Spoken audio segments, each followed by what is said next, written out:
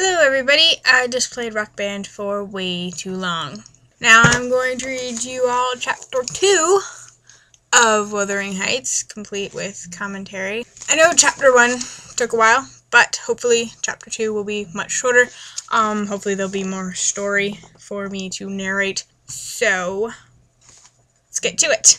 As you'll recall from Chapter 1, we are being narrated by a Mr. Lockwood, who is a tenant of a Mr. Heathcliff, who is not a very nice person at all.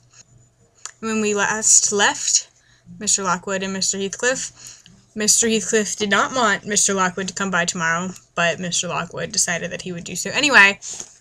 And Chapter 2 begins with Mr. Lockwood deciding to do so anyway. Apparently it was misty and cold.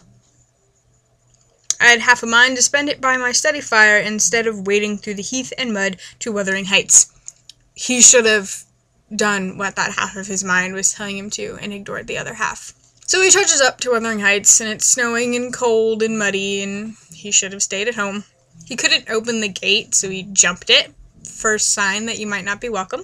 So he bangs on the door and yells for someone to let him in because it's cold and snowy, and, well, he wants to go inside. He should have stayed at home. And, because of his banging and yelling, Joseph, our bitter old servant man that we met last chapter, pops his head out and says, "What are ye for? Ta master's down in the fold. Go round by the end of Lath if you want to speak to him." And our footnote translates that for us. What do you want? The master's down in the fold, bracket, an enclosure for domestic animals, close bracket. Go round by the end of the barn if you want to speak to him. I have no idea how the editor got that from that, but somehow they did. Upon inquiring if there's nobody inside to open the door, Joseph responds, "There's nobody to missus, and she'll not open to any make your flaysome dins till neat." Again, footnote translates, "There's no one here but the missus, and she won't open it even if you make your terrible noise till night." Again, no idea how that came from that, but I'm gonna trust the editor on that one. The snow began to drive thickly. Again, should have stayed at home. A woman finally opens the door, and he addresses her as Mrs. Heathcliff. She does not respond. It's a little weird. A young man who came in with him gruffly tells him to sit down. He obeys. Smart man. Ooh, the light is all flashy. And our narrator decides to get a little sarcastic here. He attempts to talk to the mistress, whom he's just met, and describes her as the amiable hostess, speaking more repellingly than Heathcliff himself could have replied. "Yes, you're very witty. Why are you in this house? You should go home."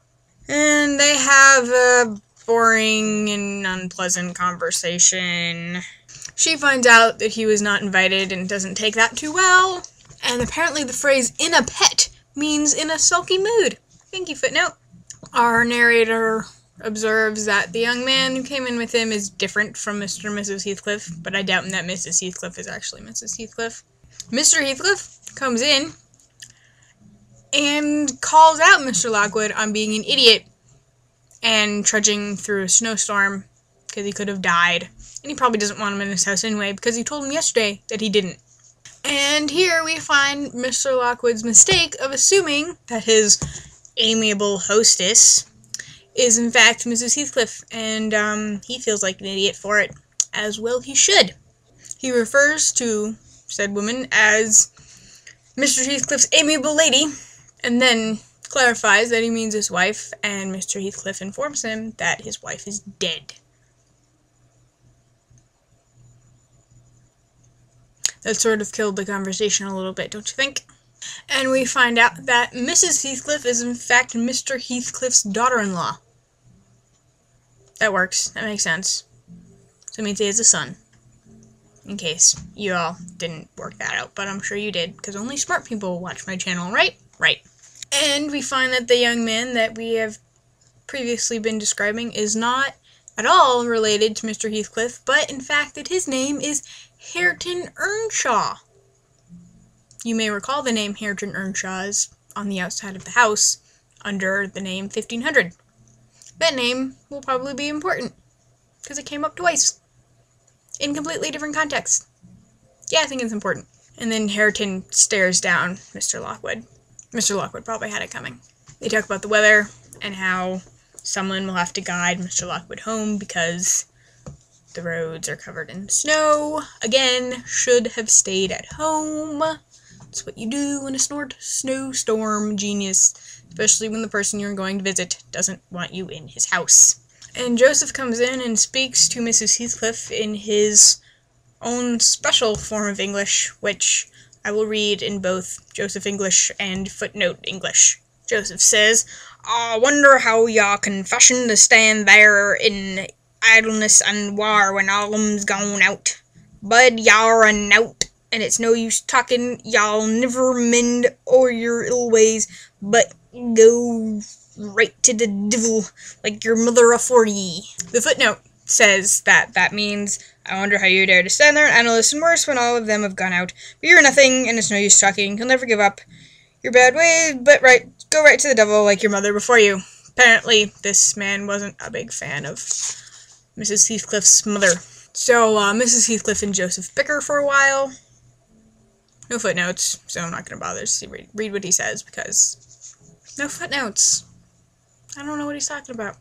Oh, actually, he was just speaking regular words there, so we didn't need footnotes. Never mind. More bickering. So it turns out that it's too snowy and Mr. Lockwood can't go home, so he is going to stay the night at Wuthering Heights. He suggested he sleep in a chair, but Mr. Heathcliff isn't a complete animal. He insists that he have a room because, well, that's the nice thing to do. Mr. Lockwood gets attacked by dogs. It's probably the most exciting that's happened the entire time. Heathcliff and Hareton laugh at him because it was probably funny, and the laughter puts the copestone on his rage and humiliation. Footnote! Headstone on top of a building, hence finishing touch. So apparently he was already humiliated, and then they laughed at him and made it worse. Nothing much came of the dog attack. That was anticlimactic. Because his agitation was so vehement, he gets a nosebleed. Hareton laughs some more. Mr. Lockwood gets more mad. Apparently a gate means a going. For any of you who didn't know that. Footnote, again. And wished means hush, semicolon, be quiet. These footnotes are very enlightening and educational.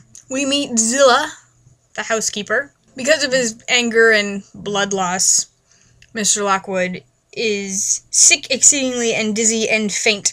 Zillah gives him brandy and shows him to his room. And that concludes chapter 2. Not much more happened there. Not my fault, I didn't write the book. Back for chapter 3. And thanks for watching, bye!